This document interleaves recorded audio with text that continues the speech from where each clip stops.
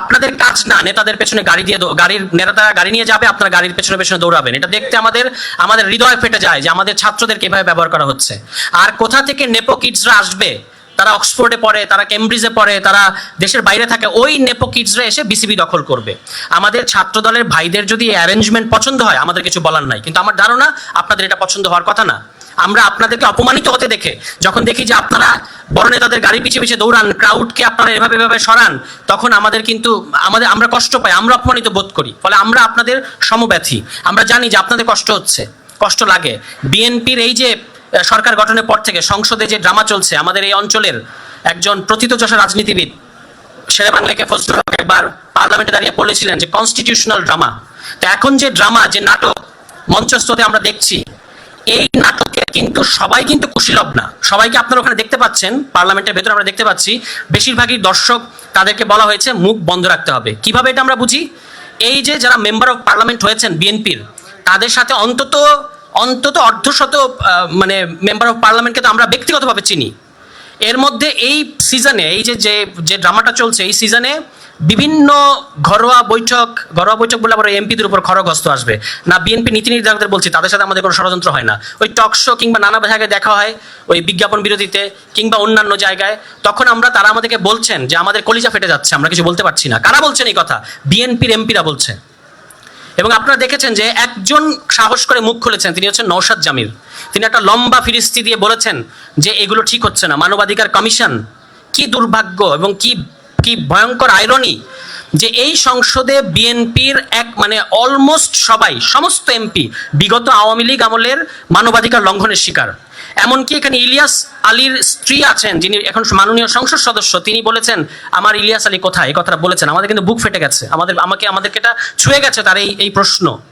তিনি এই সংসদে উপস্থিত, হুম্মাম কাদের এই সংসদে উপস্থিত, যিনি নিজে গুমের শিকার, এবং আরো গুমের শিকার ফ্যামিলির মেম্বাররা এই সংসদে উপস্থিত। সেই সংসদকে আমাদের বলতে হচ্ছে যে আপনাদেরকে গুম অধ্যাদেশ বাস্তবায়ন করতে হবে। What an irony, what a tragedy বাংলাদেশের জন্য। যে এবং শুধু এইটা ট্র্যাজেডি না, ট্র্যাজেডি হচ্ছে আরো এই যে আমাদের এই ইলিয়াস আলীর স্ত্রী মাননীয় সংসদ সদস্যকে আপনারা গুম অধ্যাদেশ বাতিলের পক্ষে নিয়ে যেতে বাধ্য করেছেন। তাকে দলের 70 অনুচ্ছেদের কারণে তাকেও বলতে হয়েছে হ্যাঁ আমিও গুম অধ্যাদেশ বাতিল চাই। অথচ তার হাজবেন্ড এখনো পর্যন্ত নিহত কিনা আমরা জানি না, বলতে পারবো না যে তিনি এখনো নিখোঁজ, তিনি এখনো আসেন নাই। চৌধুরী আলম এখনো আসেন নাই।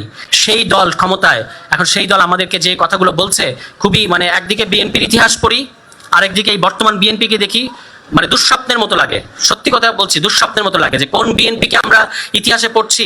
শহীদ প্রেসিডেন্ট জিয়াউর রহমানের বিএনপি, যিনি বাংলাদেশের একটা ক্রান্তিকালে এসে দায়িত্ব গ্রহণ করেছিলেন এবং বেশ কিছু সাংবিধানিক সংস্কার করেছিলেন, আপনারা জানেন। কিংবা এভাবে বলতে পারি সাংবিধানিক পুনর্গঠন করেছিলেন।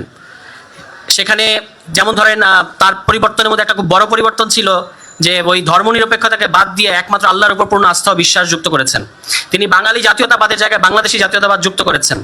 এই পরিবর্তনগুলো তো কোনো সিম্পল সংবিধান সংশোধনীর মধ্যে দিয়ে করা যায় না।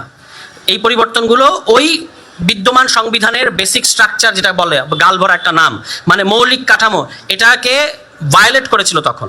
বাট শহীদ প্রেসিডেন্ট জিয়াউর রহমানের ঐতিহাসিক সীমাবদ্ধতা ছিল এই যে তিনি কোনো এক মাথা মোটা উকিলের বুদ্ধিতে, নিশ্চয়ই এটা এই গ্যাপটা আমি মিলাতে পারি না, তিনি 1978 সালের 17 এপ্রিল দ্বিতীয় সামরিক ফরমানের দ্বাদশ সংশোধনীতে বললেন পরিষ্কার, this is part of our history. আমি ছাত্রদল এবং বিএনপি নেতাদের বলবো আপনারা আপনাদের ইতিহাস পড়েন। সেখানে তিনি বললেন যে আমাদের সামনে যে নির্বাচন হবে 79 সালে, ওই নির্বাচন হবে একই সাথে আইনসভার নির্বাচন এবং গণপরিষদ নির্বাচন। যে কথাটা আমরা এখন বললাম, এই আমাদের সালাউদ্দিন ভাই কমিশনে বলেছেন যে নতুন দেশ না হলে দরকার নাই, নতুন দেশ না হলে একই সাথে গণপরিষদ এবং পার্লামেন্ট লাগে না। তা আশ্চর্য ব্যাপার, আপনি আপনার ইতিহাসটা পড়েন নাই, বিএনপির ইতিহাস পড়েন নাই। তাহলে শহীদ প্রেসিডেন্ট জিয়াউর রহমান এই কথা কেন বলেছিলেন যে আমাদের ওই পার্লামেন্ট এবং গণপরিষদ নির্বাচন একসাথে হবে?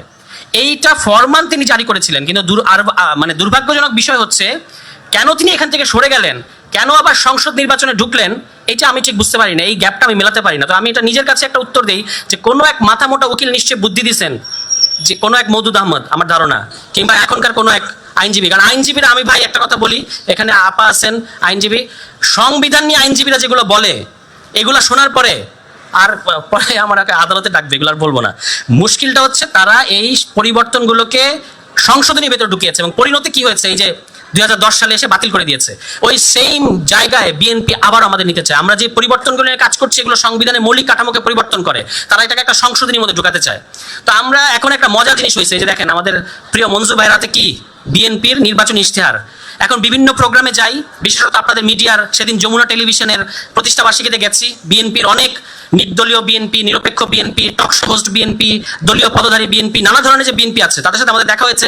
দেখি সবার হাতে জুলাই সনদ। আমি তো অবাক, কি ব্যাপার যে বিএনপি জুলাই সনদ ওই কমিশনে থাকা অবস্থায় প্রত্যেকটা জিনিসের নোট অফ ডিসেন্ট দিয়েছে। আমরা তো এটা রাজসাক্ষী, কোনোদিন যদি আমাদেরকে রাজসাক্ষী বানান আমরা সাক্ষী দেবো যে বিএনপি লন্ডন মিটিং এর আগ পর্যন্ত প্রত্যেকটা গুরুত্বপূর্ণ সাংবিধানিক পরিবর্তনের ব্যাপারে ভেটো দিয়েছে।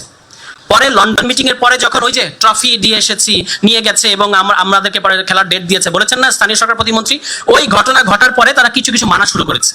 তো সেই বিএনপি এখন জুলাই সনদ নিয়ে ঘুরে সর্বত্র, আমাদেরকে জুলাই সনদ দেখায়। তা আমি তাদেরকে বলি, ভাই আমাদের মাথায় জুলাই সনদ স্ক্যান করা, আপনি আমার সামনে জুলাই সনদ আনলে হবে?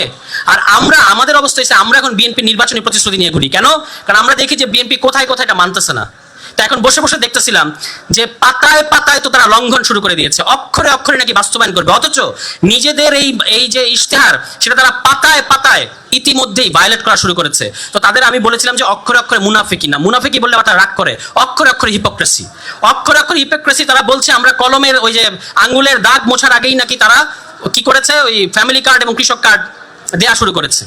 আমরা দেখতে পাচ্ছি যে আপনি আঙ্গুলের দাগ মোছার আগেই গণভোট মুছে দিয়েছেন।